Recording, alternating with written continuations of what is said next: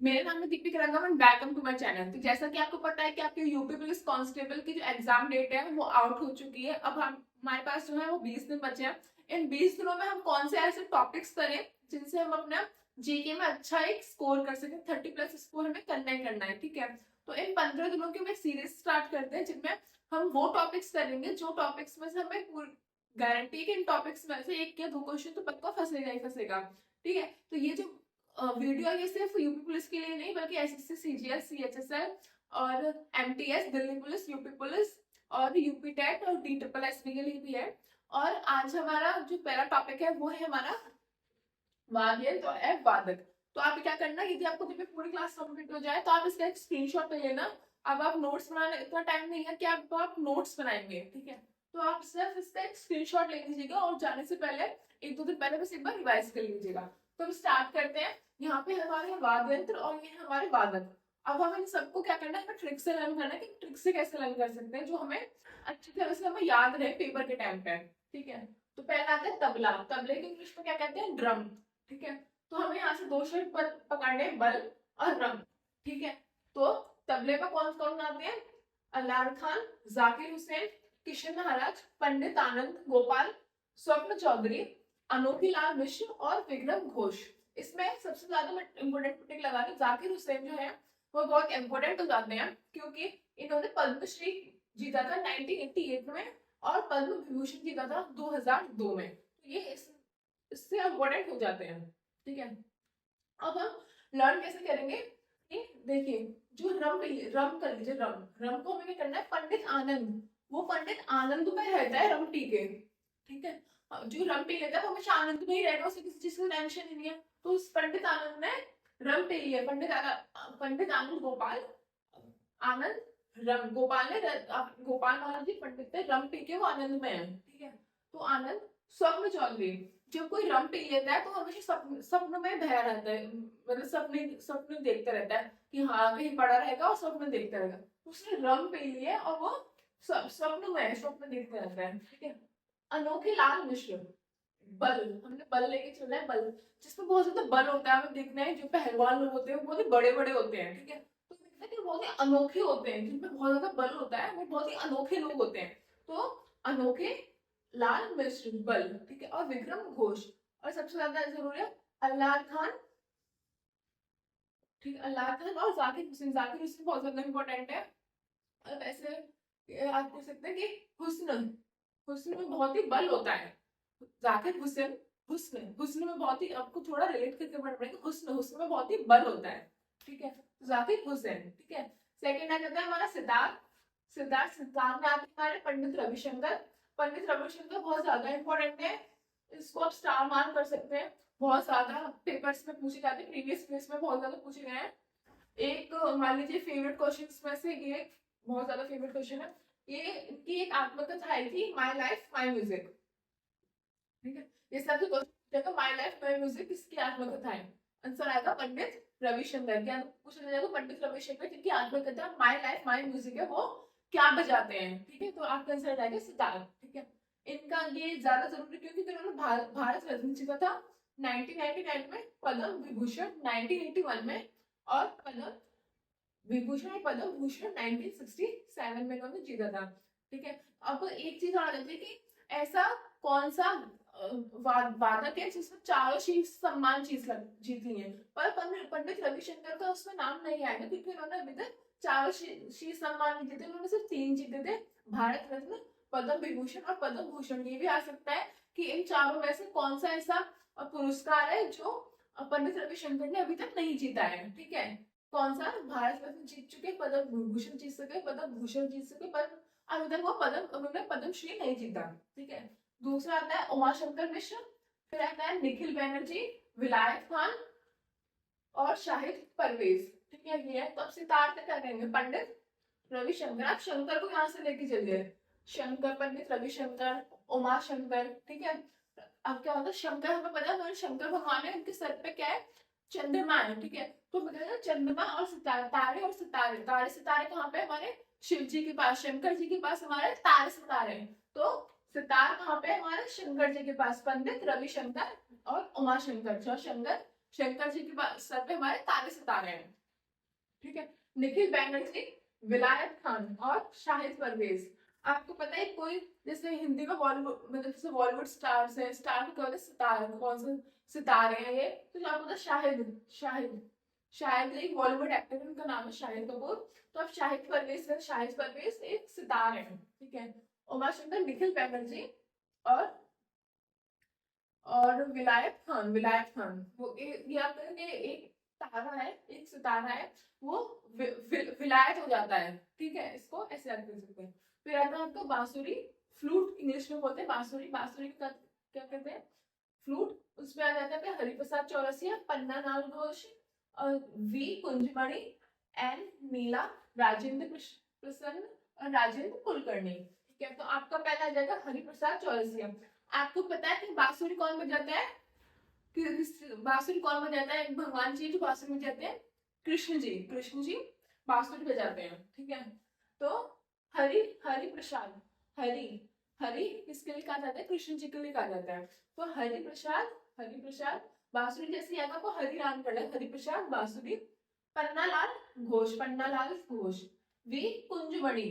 ठीक है, कुंज एक वो है कि बिहारी, कुंज कुंज बिहारी की, कुंज बिहारी, कुंज बिहारी हम किस लिए करें, किस ये वर्ड हम किसके कौन से भगवान जी के लिए यूज करते हैं, कृष्ण भगवान जी के लिए हम कुंज कुंज यूज करते हैं, कुंजवाड़ी। ठीक है, फिर आता है एन नीला, नीला भगवान हम ज्यादा अपने टीवी में देखा होगा कि विष्णु भगवान लेटे हुए हैं लक्ष्मी जी के चरणों में, तो उसमें हमें जो विष्णु भगवान दिखाए जाते हैं वो नीले दिखाए जाते हैं। ठीक है, तो एन नीला, नीला विष्णु भगवान, विष्णु भगवान बांसुरी। ठीक है, ऐसे लर्न करना है।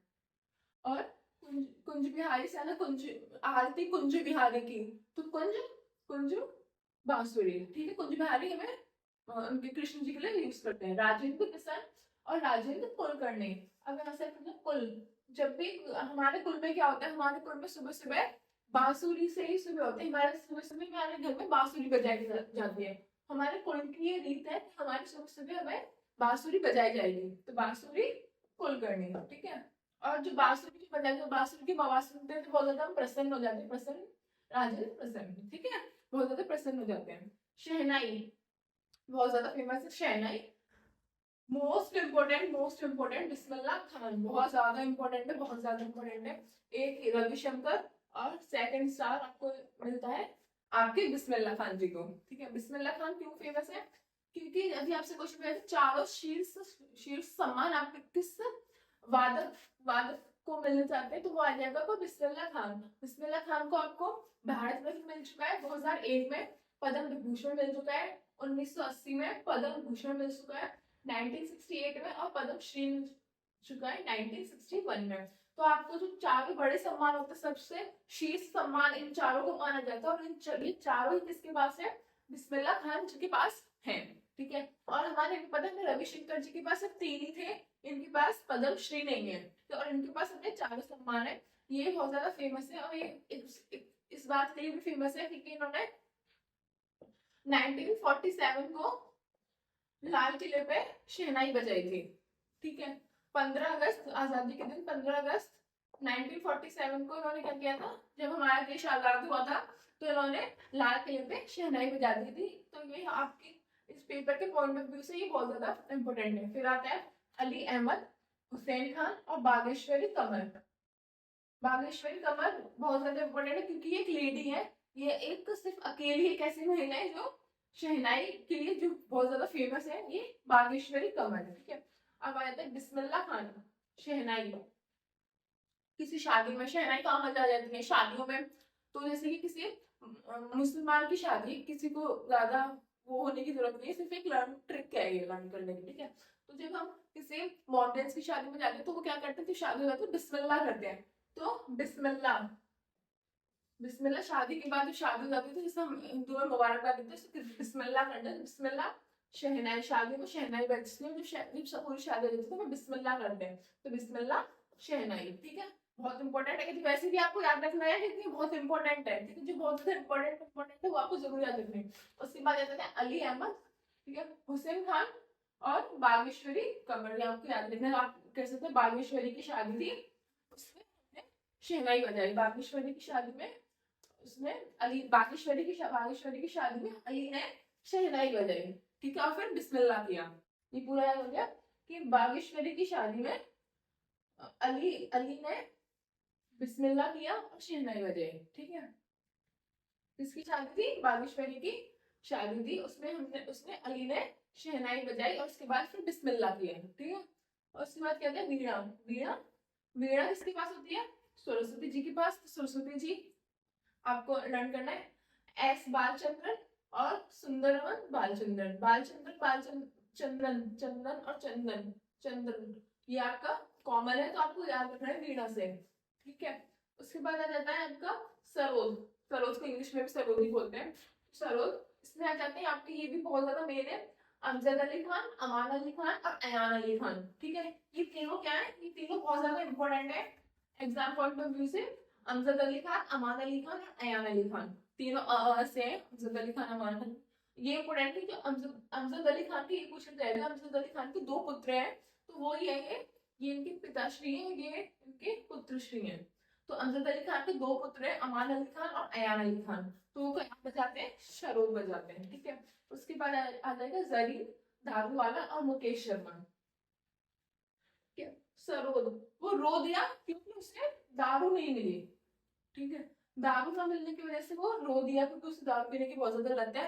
अब उसको दारू नहीं मिल रही, सरोद रो दिया क्योंकि उसे दारू नहीं मिल रही। और मुकेश शर्मा, जैसे कोई भी पिक्चर आती है तो उसमें सबसे पहले कार्ड ऐड आता है कि तंबाकू का और सिगरेट आपको नहीं पीनी चाहिए, वो उसमें क्या, वो जो आदमी होता है वो मुकेश होता है, ठीक है, याद होगा कि मुकेश, ठीक है। तो मुकेश से याद होता है, मुकेश को दारू नहीं मिली इसलिए वो रो दिया। मुकेश, दारू नहीं मिली इसलिए वो रो दिया, ठीक है।